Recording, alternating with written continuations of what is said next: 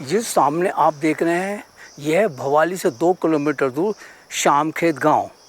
ऊपर से जब ऊंचाई से जब नीचे गांव की तरफ देखते हैं तो कितना खूबसूरत नज़र आता है।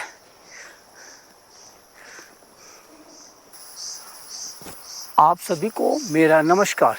मेरा नाम है तेजपाल और आप देख रहे हैं मेरी लाइफ आफ्टर रिटायरमेंट। आज यहाँ का मौसम बहुत ही ज़्यादा खुशगवार था, इसलिए मैंने सोचा कि आज क्यों ना आज फिर पहाड़ की तरफ घूमा जाए। इसलिए मैं घूमते घूमते ऐसी जगह पे आ चुका हूँ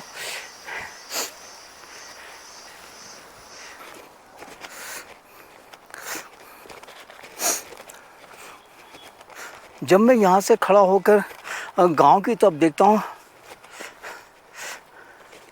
तो देखो गांव इस प्रकार दिखाई देता है।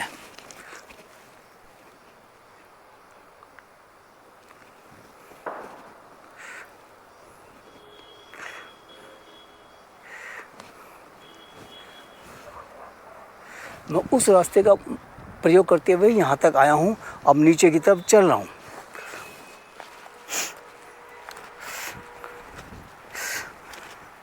मैंने यहाँ पे रहने वाले ग्रामवासी से बात की तो उसने बताया था कि इस गांव के अंदर जो बदलाव हुआ है आज से 15 या 20 साल के से पहले आना शुरू हुआ है। पहले यहाँ पर बहुत ज़्यादा घना जंगल था, लोगों के अपने खेत हुआ करते थे और बाग हुआ करते थे जिसके अंदर लोग अपना फल उगाया करते थे। लेकिन जैसे जैसे समय बीतता गया लोगों ने अपने खेतों की ज़मीन बेच दी और उसके बाद यहाँ पे जो बिल्डर आ गए तो उन्होंने यहाँ मकान बना के बेचने शुरू कर दिया, जिसके कारण यहाँ की खूबसूरती धीरे धीरे ख़त्म हो गई है। अब एक तरह से ये कंक्रीट का जंगल के दिखाई देता है।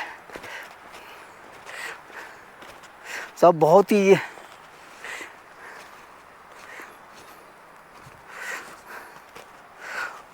पथरीला और कच्चा रास्ता है जिस पर संभल के चलना पड़ता है। बहुत ज़्यादा दिक्कत होती है उतरते टाइम।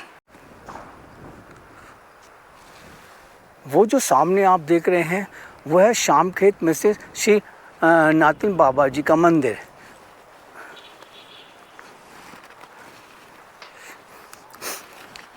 अगर ये मंदिर बंद ना हुआ हो तो मैं आपको अंदर से भी इसके अंदर जाऊंगा और वहाँ पे दर्शन करूँगा।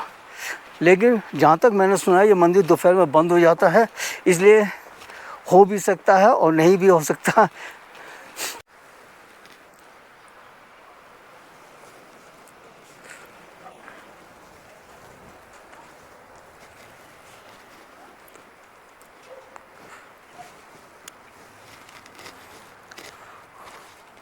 आज भी यहाँ कुछ एक पुराने घर बने हुए हैं जिसको देख के लगता है कि पहले कभी यहाँ पे गांव हुआ करता था, लेकिन अब तो सब नाम रह गया क्योंकि बेशुमार यहाँ पे सोसाइटियाँ बन गई हैं जिसके अंदर एक तरह से शहर में ही बदल चुका है ये।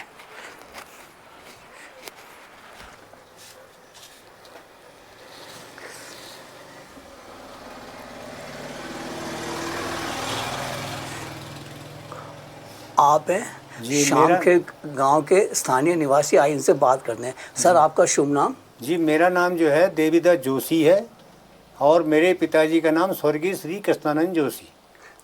ये कुछ अंदाजा बताएं गांव कितने साल पुराना है ये गांव तो साहब लगभग मुझे लगता है कि सदियों पुराना होगा। अच्छा। जिसके बारे में पूर्णतः इतिहास तो हमको भी पता नहीं है, लेकिन ऐसा है कि मुझे लगता है कि कम से कम 500-700 साल पुराना गाँव होगा।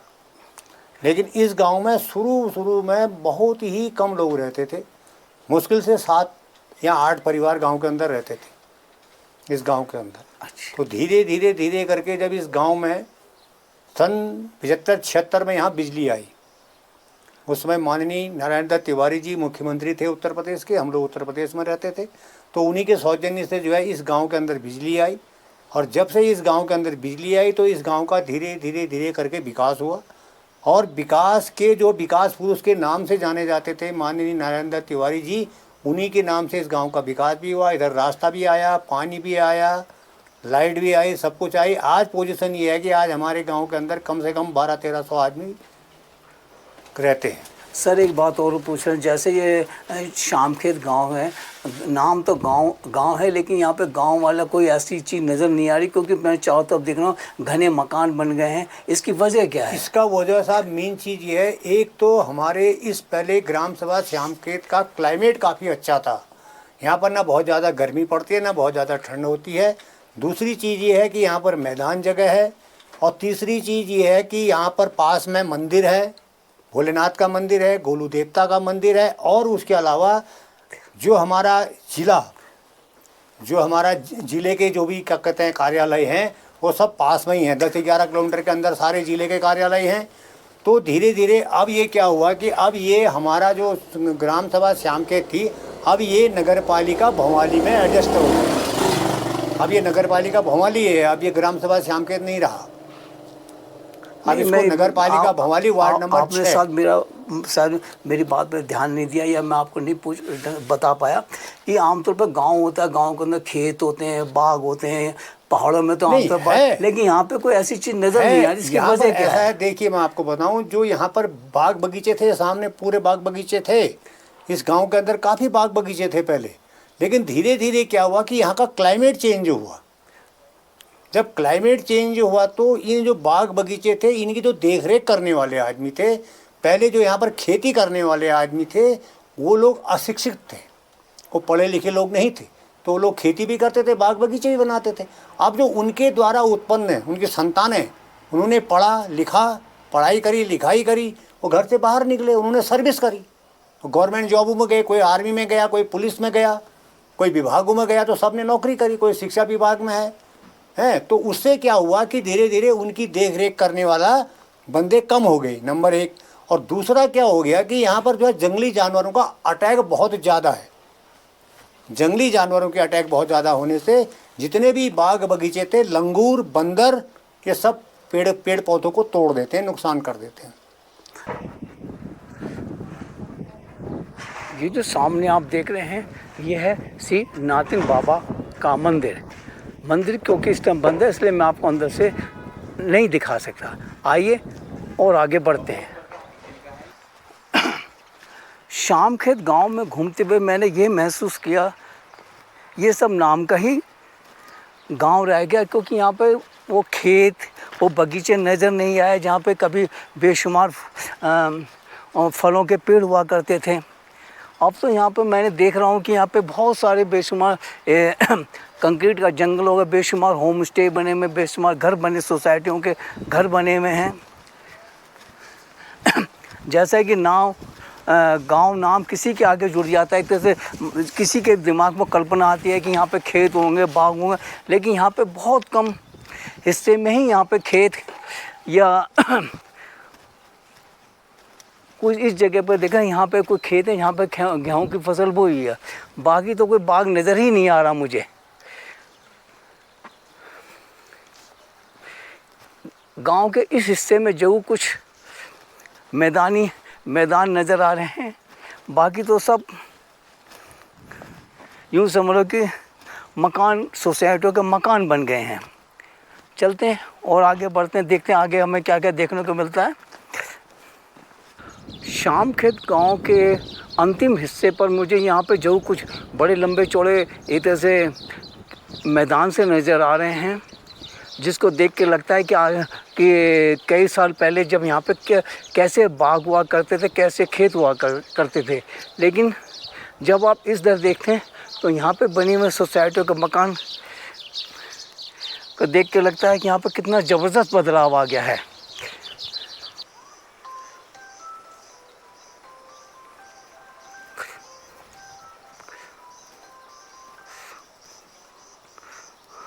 अब मैं घूमते घूमते शामखेत गांव के सबसे भारी हिस्से में आ चुका हूँ।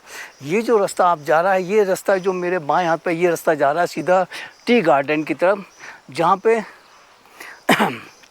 घूमने के लिए बेशुमार टूरिस्ट यहाँ पे आता है और टी गार्डन को ज़रूर दिखता है। लेकिन ये जो रास्ता आप सामने देख रहे हैं, ये रास्ता सीधा श्री गोलू देवता मंदिर की तरफ जाता है। कितना खूबसूरत पौधा, इसमें लगे हुए फूल कितना अजीब से है। मैं अपनी लाइफ में पहली बार ऐसी चीज़ देख रहा हूँ। नाम तो मुझे नहीं पता इसको क्या कहते हैं।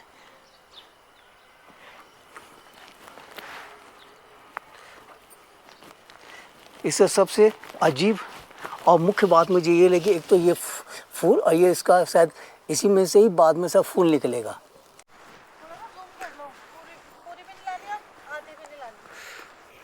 छोटी नहीं आनी चाहिए, बस मैं इतना कर करो। टी गार्डन की तरफ जाने वाले सड़क के इस तरफ देखो, यहाँ पे भी चाय के पौधे हैं, और मेरे सीधे हाथ का भी है पूरा ये जो हरी चद्दर सी दें, इसके ठीक पीछे टी गार्डन है।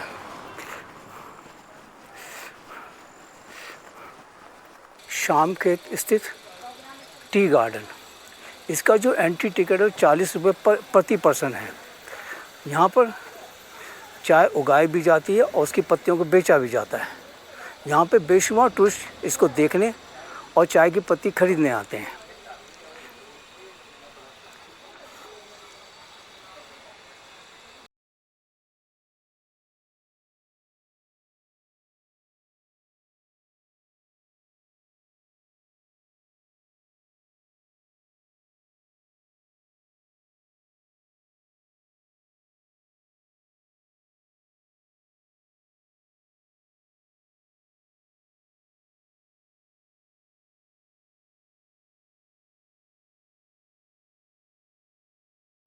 जब हम शाम खेत गांव के दूसरे हिस्से से गांव की तरफ देखते हैं तो गांव इस प्रकार दिखाई देता है। पहले मैंने आपको जो दिखाया था उस सड़क उस तरफ से आपको शाम खेत की तरह था, अब मैं गांव के इस तरफ से आपको शाम खेत गांव दिखा रहा हूँ। चारों तरफ देखो कंक्रीट के, यूँ कह सकते हो घने जंगल, चारों तरफ मकान ही मकान नज़र आ रहे हैं। सब नाम का गांव रह गया है, बाकी तो गांव वाली वो बात नहीं है। जब भी हम गांव की नाम लेते हैं तो सबसे पहले हमारे दिमाग में जो कल्पना आती है वो है कि यहाँ पे खेत होंगे, बाग होंगे, लेकिन अब ऐसी कोई चीज़ यहाँ पे नज़र नहीं आ रही है।